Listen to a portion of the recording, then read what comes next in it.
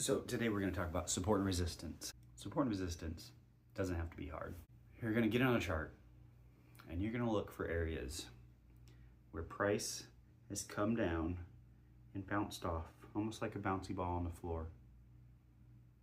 And then you're going to look for other areas where price has continued to come up and hits this ceiling and bounces back off. That can be as simple as it needs to be. Now, that doesn't mean trading is that simple. There's a whole lot of other aspects that you have to come across in order to make it work. But as far as an entry reason, it can be that simple. As you do this over and over again, that's what's going to build your experience, and you'll be able to look at certain setups that will give you that gut feeling on whether or not they're likely to work or not. That'll tell you when you should get into a trade. That'll tell you if you should hold on to a trade. That will tell you if you should get out of a trade. Looking at a chart, we will have areas where price comes into, and you see some sort of decision that makes you think price may not be able to continue on.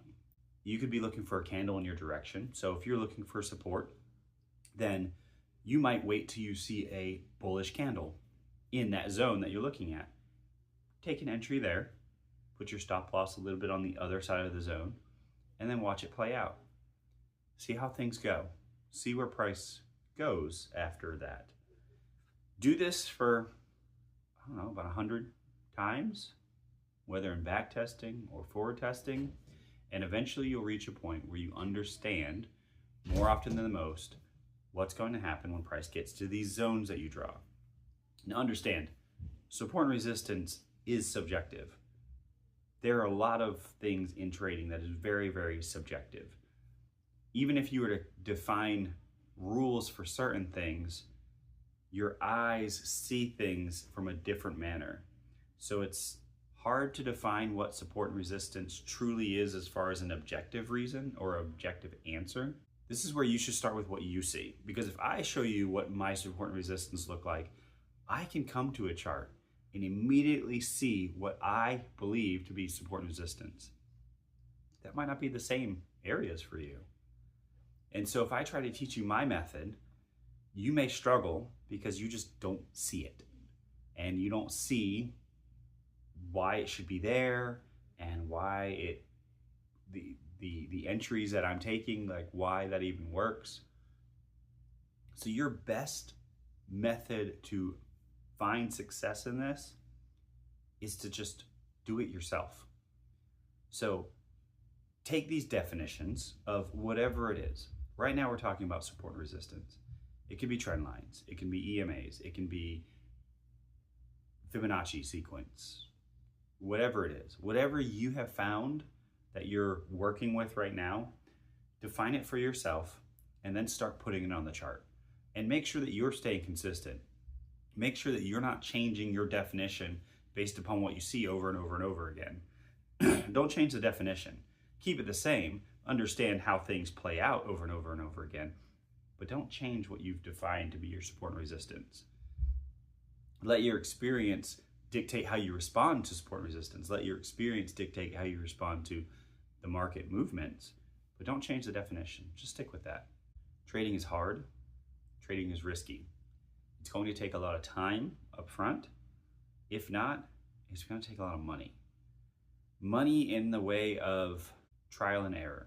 Even once you find yourself being profitable in a demo account or back testing, once you get live and start trading with real money, you start learning about different aspects of trading that you might not have accounted for. Spreads, swap fees, commissions. There's all sorts of different things that play in. Sporadic market movements over the weekends you didn't know about, gaps. On top of that, you have your psychological errors and issues you're gonna have to deal with. All those hurdles you have to jump over. Those are things you gotta learn through as well. I have a Discord. If you wanna come in and show me what you got, we can talk it over, see how things are going. I sell nothing.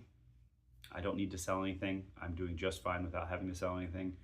I do hope that everybody can find a place of profitability If you are blessed in this area where you're able to even try out trading, there is so much in your life that is already going right, and you should be thankful for that. But understand, trading is not easy. If you're following anybody who makes it look easy, or if you're following anybody who is flashing money and cars and houses and vacations, you're only seeing, if it's true trading, the very tippy top of that iceberg. Everything underneath to get to that point, it's so much work, so much work. It's a lot of work just to be profitable, let alone successful at it, enough that you can make this your full-time job. It's not quick. It's not easy. It will take a lot of dedication. So if this is something that you're willing to set aside time for, to sacrifice your time for, then I would say go for it. If it's not, and you are looking to pay your mortgage next month and you need money, do not try trading.